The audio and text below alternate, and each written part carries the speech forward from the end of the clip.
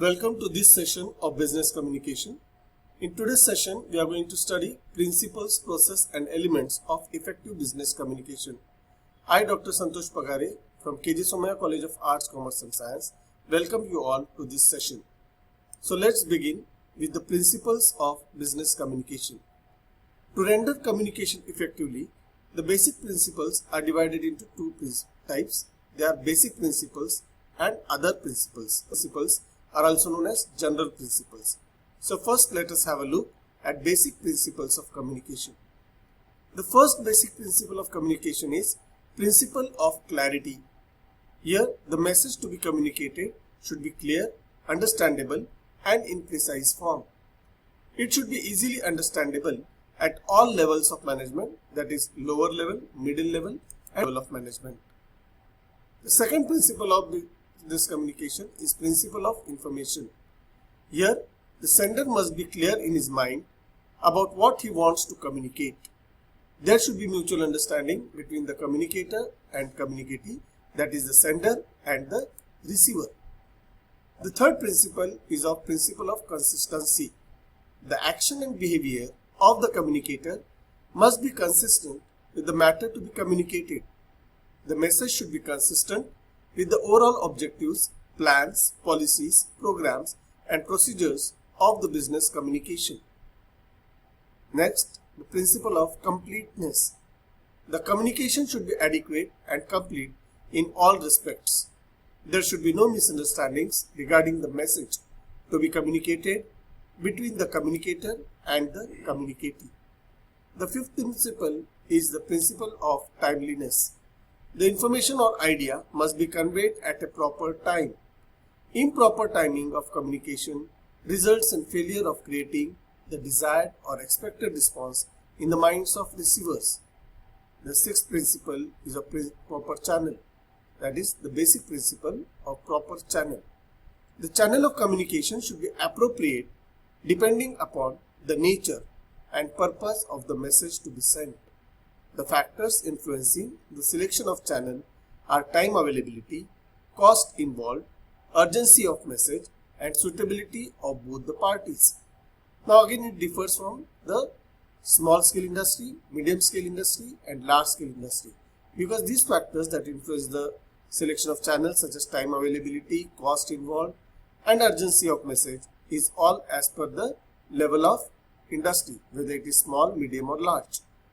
The next basic principle of communication is principle of integration. The management should build an integrated system of communication so that the business house can be strengthened to achieve its goal within the set of framework. Communication should be of cooperative nature. The next principle of communication is principle of flexibility. The system of communication should be flexible enough so that it can adjust to the changing requirement of the business organization. Here again, if a small scale industry becomes a medium scale industry or a medium scale industry becomes a large scale industry, then the principle of flexibility is applicable over here. The organization should adopt new methods and techniques of communication. The ninth principle of feedback is the basic principle of communication. In this principle, the communication should be based on a two-way process. That's it, one should speak and the other should listen. There should be a speaker and there should be a listener. Why? Because in two-way process provides sufficient opportunity for creative suggestions and healthy criticism from receiver of the message. The management should adopt such a system of communication that would encourage a free and constant flow of information in all directions. The 10th principle is the other principles. Now we said the principles of communication can be divided into two parts, that is first basic principles and second is other principles. Now these other principles, they are also known as general principles of communication. So what are they? Let's have a look at it. First, one must be clear about the purpose of communication. Why you are communicating, why the speaker is speaking, what is the objective of his speaking, that should be clear. Every communication should be with an aim or objective.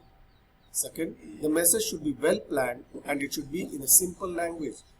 Simple language, that it should be easy for the receiver to understand the message that has been given by the sender. Third, the message should suit the needs of the receiver. Fourth, the message in any form should attract the attention of the receiver. And fifth, if any barriers to communication are noticed, attempts should be made to remove them. So these are the basic and general principles of communication. Now let's see the process of communication. Here is how the communication process works. You can see these are also known as the elements of communication, which we will see in the later presentation. Sender, message, receiver and feedback. The sender sends the message to the receiver. So basically, as we said, there are minimum two people required for communication. One is sender, the other is receiver.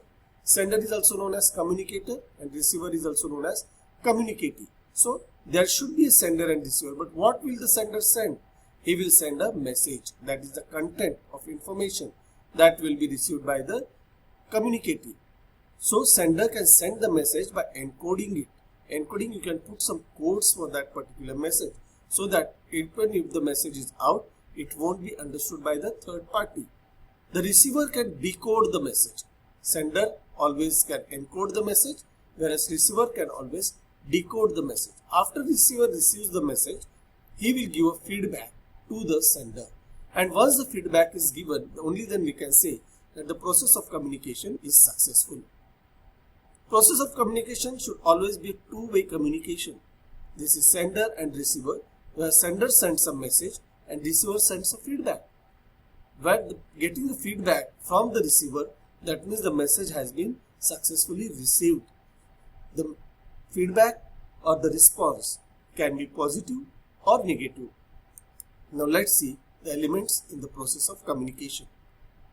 Sender, message, encoding and decoding, channel, receiver and feedback. These are the 6 important elements in the process of communication. Now first see what the sender means. Sender is the person who sends or transmits the message. Sender is also called as communicator or encoder. Why encoder? Because he encodes the message that has to be transmitted. Sender is an individual who initiates the communication. Initiates the communication, who begins the communication. Now what the sender has to send? It is the message, and so message becomes the second important element in the process of communication. What is message? Message is an idea, thought, feeling, emotion to be conveyed or sent to the receiver. The message which is to be sent should be meaningful and easy to understand by the receiver.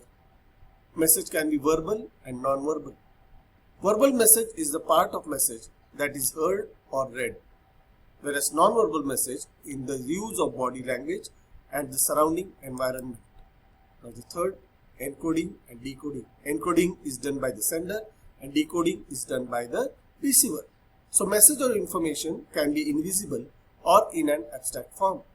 The sender puts his thought into words or other symbols which another person to whom he wants to communicate can understand. This part of process is called encoding. The process of converting the encoded message into intelligible language is known as decoding. Now the fourth is the channel. What is channel? Sender sends the message to the receiver, sender, message and receiver, and so the message through which it is transmitted is a channel. Channel is the media through which a message is conveyed. It is the means by which a message travels between the sender and the receiver. A communication channel could be non-verbal, spoken or written. The medium can be telephone, letter, computer, fax, report, face-to-face interaction, etc. Fifth, receiver. Receiver is an individual who receives the message from the sender. He is also called as communicatee. He has to decode the received message. And the last element in the process of communication is the feedback. Feedback is the receiver's response to the message.